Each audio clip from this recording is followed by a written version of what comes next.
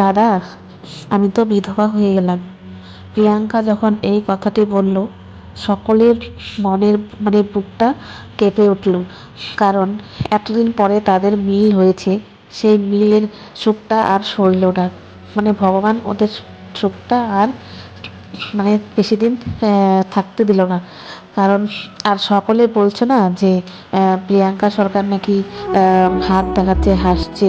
তো সকলে কিন্তু মনের কষ্টটা এইভাবে চিৎকার করে দেখাতে পারে না।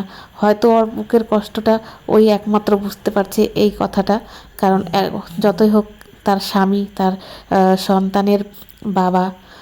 আর প্রিয়াঙ্কা শুধু এই যে দেখতে পাচ্ছ না ওর এই সে হাসি মুখটা, ও শুধু ওর সন্তানের দিকে তাকিয়ে নিজেকে ঠিক রেখেছে।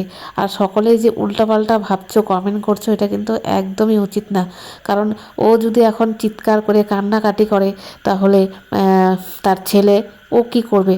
তার জন্যই সে প্রিয়াঙ্কা নিজেকে শক্ত এবং এত কষ্টের মধ্যেও কান্নাকাটি করছে না, চুপচাপ আছে।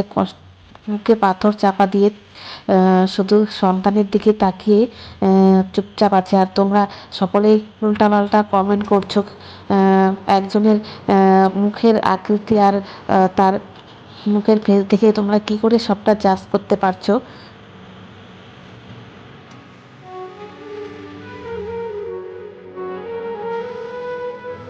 সকলকে আমার একটাই রিকোয়েস্ট, এই কঠিন সময় প্লিজ ওকে কেউ উল্টাপাল্টা কমেন্ট করো না।